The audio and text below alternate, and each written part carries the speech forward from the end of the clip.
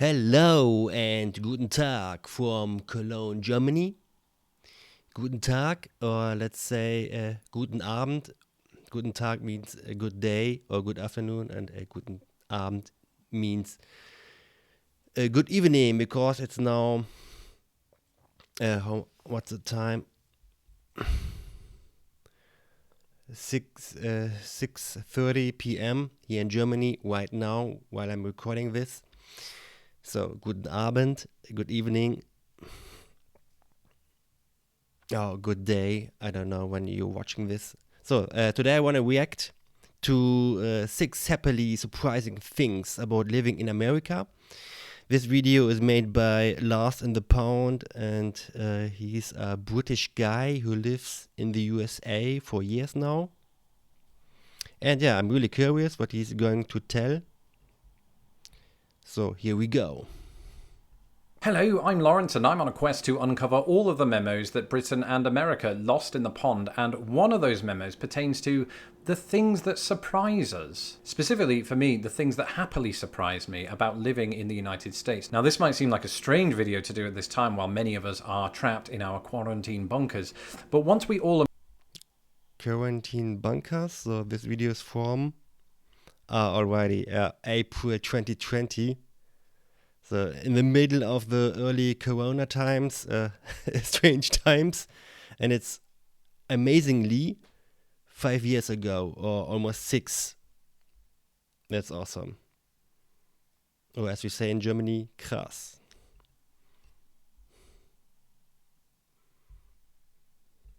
emerge. I'm excited to start enjoying many of these things very, very soon, even though I didn't get to for the first 26 years of my life. America, today I salute you. Here are 6 happily surprising things about living in the United States. Litter I free. suppose sometimes, it's the little things in life, or should I say, the litter things in life that please people. And, growing up in a country that is a wasteland, quite frankly. I'm joking, Britain's not that bad. But we do have a tendency just to, throw litter around. And sometimes now, I've been hearing back in Britain since I've left, we've had this problem with fly tipping. And that's where, people are dumping their trash. But even minus that... But this is a problem in Germany too. Not everywhere, but you can also find this garbage here in Cologne or near Cologne, no matter if somewhere in a forest in the city or in a forest outside of the city or in a free field somewhere in the outskirts. That some kind of people, I don't know who is doing this, but just throw garbage or much garbage just in an open field, in a forest, or even in the middle of the city in the forest. We have also a little forest here in the city center of Cologne, and you can find this party garbage, I don't know, teenagers who left the garbage there, or you can also find some kind of used condoms here and there. It's I know that problem really good because I'm a member of our environment club with volunteers here in Cologne, and we are now the largest environment club of Germany, with doing cleanups in the city regularly. Even but actually, I'm more a silent member right now, since month, or just a passive member, but I'm still a member, and I have done many photographs of our cleanups, and yeah, this can you also see or find in Cologne or in other places of Germany. It's a big garbage problem, not everywhere like this, but you can find this here and there, even in Cologne. That's where, people are dumping their trash. But even minus that, I just got this general sense that Britain was just a bit more littery than America. In America, everywhere's super clean. That's one of the great things about it. You can enjoy the oxygen around you, knowing that it hasn't touched a chewing gum wrapper. This is usually the case, and I'm taking the examples of the places I've lived. This is about 4 different cities. But as we are speaking of chewing gums, this is also a problem in my hometown Cologne. Too many old chewing gums on the streets in the city center. It's I really hate it to see. But and I don't know why the city administration I guess should remove them by high pressure water streams. I don't know, but you can find many old flat chewing gums on the street here in the city center of Cologne. It's really not nice to see that. The city should really remove them. At this point, and in each and every one of them, you have very green, very well kept gardens, really nice. very clear signs. I guess these are cherry blossoms, aren't they? It's a really nice street, really nice green color and colorful trees. Yeah, this spring, I really love spring. I actually love every season. And I'm really happy that we in Germany we have 4 seasons, because after a few months I get also tired of this season. But I really like to see how this city or the landscape is changing throughout the year. And this is a really nice, clean street, yeah, indeed. Sidewalks, although in some cases that could be because nobody used them.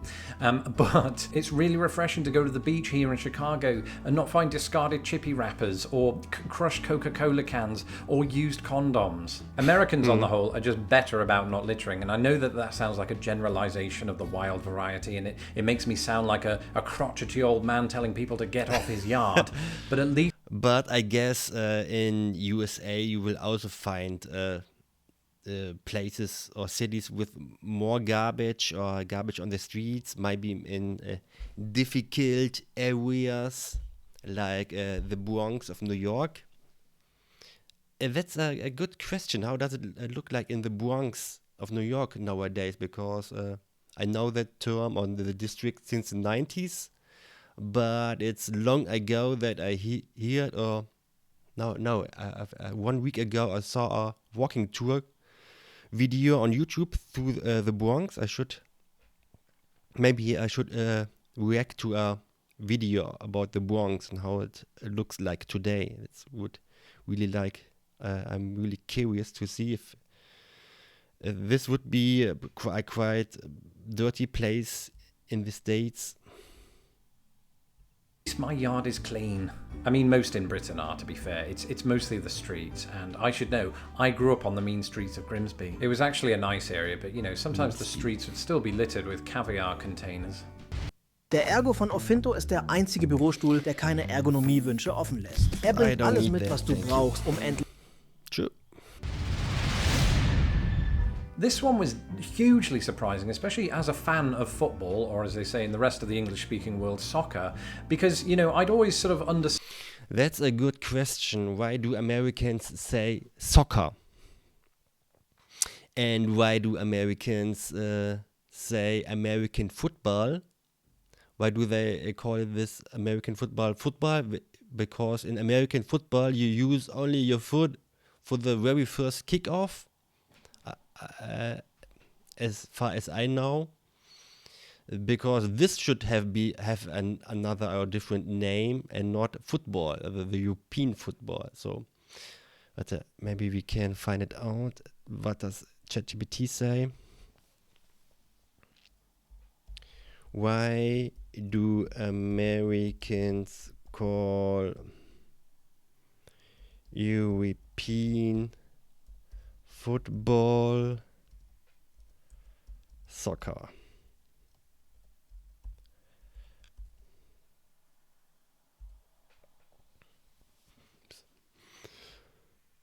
Because they invented the word.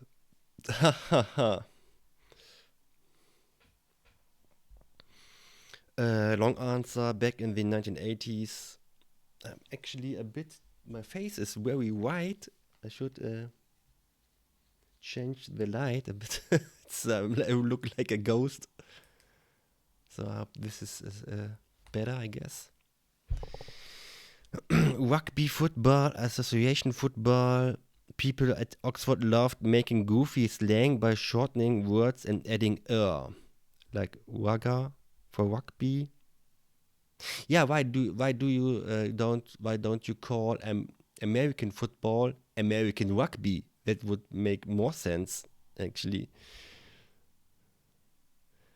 Yes, soccer is originally a British word. Okay, I didn't know that. Association football, soccer.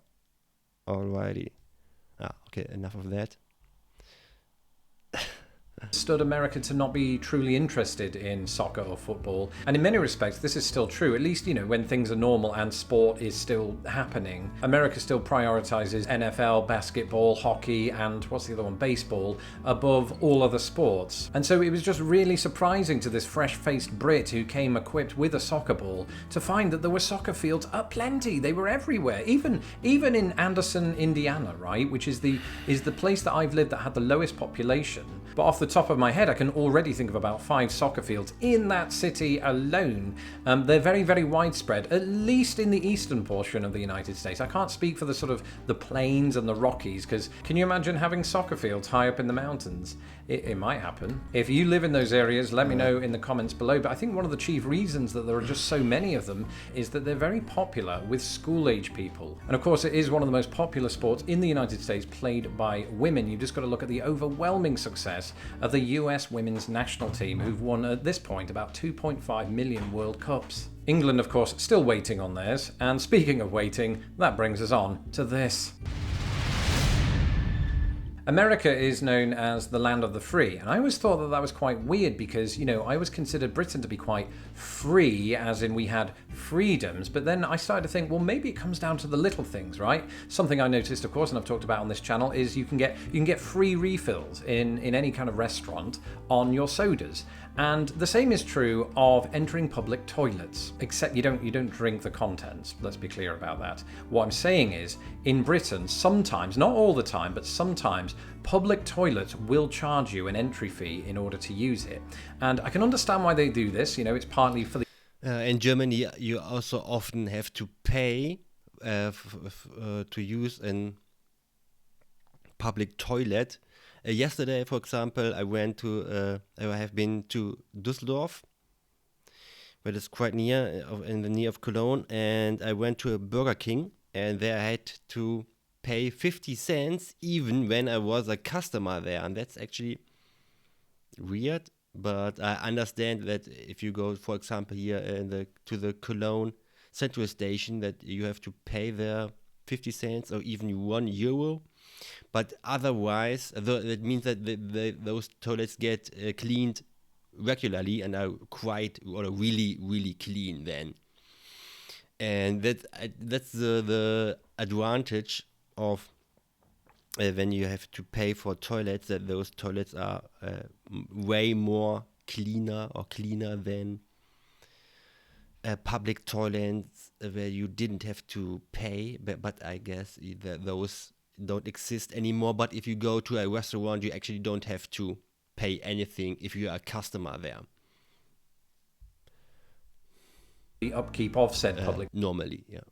Toilets, but it's a big problem when you really need to go. Nobody wants to find themselves in a race to find their change versus a race to change their knickers. In America, though, I'm sure there are some quirky exceptions somewhere. You never have to worry about that. I guess it's too dark now because the camera is losing the focus too often. But I should brighten it up again a little bit. No, I guess this is better. And I still don't look like a ghost. Okay, sorry. You just have to worry that people can see you through the crack. Window I feel like I've mentioned window screens a lot in my videos, but not really in the context of how they've brought me a lot of joy. And that might sound really strange, right? But in England, we never had them. And we also never had air conditioning. So you find yourself in this strange situation, particularly on a warm summer's day. We don't have air conditioning here in Germany neither, or only in hotels or in shops maybe, or in trains. But here in this apartment, or I don't know a single apartment or house who has a real air conditioning. You will find everywhere fans. That's quite standard. It's in the summer.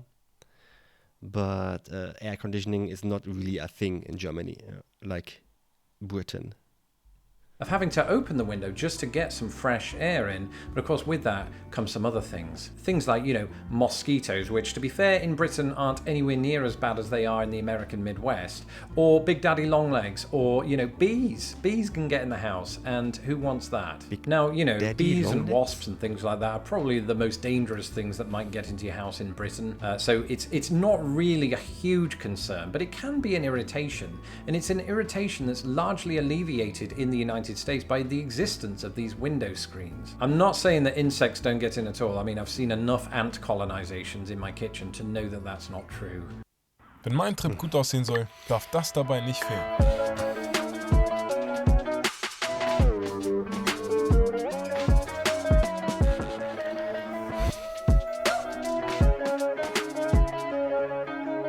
Google Pixel 10. No, thank you. But I do not remember the last time I encountered a wasp, a bee, or a mosquito inside my apartment. It just doesn't really happen. But the big revelation that is window screens doesn't just stop bugs from getting in, it also stops a certain somebody from getting out, and I'm not talking about my wife. She uses the door. Now in Britain, people might be a little less concerned about this because, there's more of an outdoor cat culture there. But my cat, much like the cats of many people in the United States, is very decidedly an indoor cat. And if I want to open the window, as I did today, right, there are occasions during spring and autumn when, it's not hot enough for the air conditioning unit and it's not cold enough for the heating. You want to crack a window open, right? And if that were the case in Britain on a lower floor or even the second floor, your cat's gone. And to me, that would be bad because, recently I did have a dream that we lost him at the beach. And I know that curiosity isn't going to kill my cat, but a Prius would. Window screens save lives. Now, once we get the all clear to start en masse leaving our apartments, whether that is... But my window has a window screen, and we have them. Maybe not everywhere at every window, but you will find them here in Germany.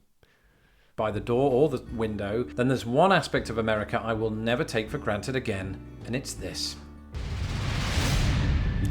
Don't get me wrong, we have a fantastic national park system in the United Kingdom, and one, I wished I'd experienced more while I lived there. And the same thing is happening right now as I live in America. I feel like I haven't seen enough of the national parks, or even sort of state parks or state... Yeah, this is probably one of the first things that I get in my mind when I think at America. Big cities, maybe the first one, and secondly, the very big national parks, number 2. Forests and things of that nature. Now, I have experienced one or two, Muir Woods near San Francisco, but I want to see the big ones, I've sold out at this point. I want to do Yellowstone National Park, I want to do Yosemite, I want to do Badlands, all of them basically in a week. Can we make that happen? No. Why not? Because combined they're larger than Britain. Right. The national park system is amazing, protecting some of the most unbelievable natural settings I've ever experienced, or will experience, because, I want to enter the Grand Canyon. That's not a euphemism. So I've already said... Yeah, the Grand Canyon, I would say it's probably the world's most famous national park. And Yellowstone, I guess Yellowstone is... that it was mentioned in one of my, but probably in my first reaction video here in this channel. I guess it's the one with the lake that is steaming hot, and it has many colors like blue, red, green, yellow. It's really amazing, and we don't have such impressive large national parks here in Germany. We have, of course, parks and also big impressive landscapes, but not as wild as in the USA, as far as I know. Yeah, because we don't have a Grand Canyon. We don't have such canyons at all here in Germany, or little ones, or big rocks, but not as wild as in the United States, I would say, yeah. So when we get out of this, we're cancelling the Paris trip, even though she's always wanted to do it, so that's a little harsh. We're just going to go out west, pack up our tents and grow mustaches like Teddy Roosevelt. That's me, not the wife. Now, those of you that are new to this channel might not know that I used to do travel videos back in the day. And today, at the top of Ensign Peak, a wasp stung me. But then that, combined with having to work a day job, just got a little challenging. So I put it on hold, but I think now that I'm YouTubing full time, I might start it up again. I don't mean tomorrow, I mean when we've got the all clearance to go and do this sort of thing. This one might be the biggest one of all, hence why I saved it to last, because after all, what is a country without its people? In America's case, it's one big land of unregulated national parks. And I think this one is on the mind because, well, I haven't seen any people except the 1.5 that I live with. And the good thing, I think, that was surprising anyway about Americans and American people is just how nice most of you are. That's if you're not talking about politics or religion or PB&J sandwiches. Of course, there are wild exceptions, and I do. What are PB&J sandwiches? Is it a thing in America? PB&J. I don't know. Mean wild in any country, and I've certainly seen them here on occasion too, but they are the exception that proves the rule. Unlikely as it seems, I just have to look at the comment section beneath my videos. I know, sounds like a mistake, never do that, but mostly it's Americans who comment, and for the most part they're all really nice. You're all really nice, right? Most of you. I mean, I ignore the ones that aren't. I have a motto: focus on the flower. Yeah, I also got in most of my videos really many nice comments. Not especially in those videos that got many clicks. I also got many really nice comments. Thank you for that. And yeah, it's what I've already heard that Americans. I've been once in my time to the USA, New York in 2017, so quite a few years ago.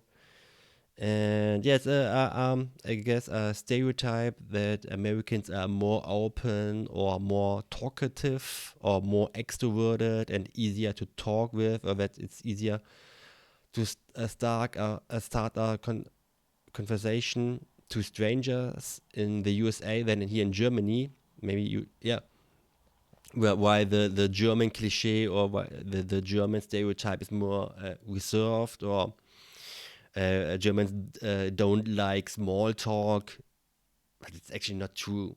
But we also have it's also a common thing just to talk about the weather or sports or football.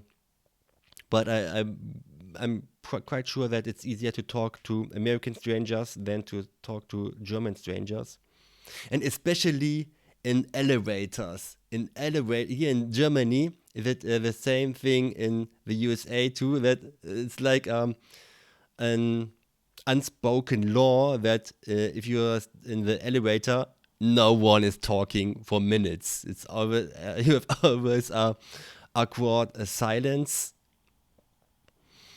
Yeah, but I guess it's true that Americans are more friendly or easier to talk to. Not the weeds. And maybe this is a bad example. A good example would be in real life. Americans are very welcoming, you know, sometimes too welcoming. I've been invited to ranches by people I've never met. It's weird, but it happens. And I think it's just sort of bred into people to be hospitable.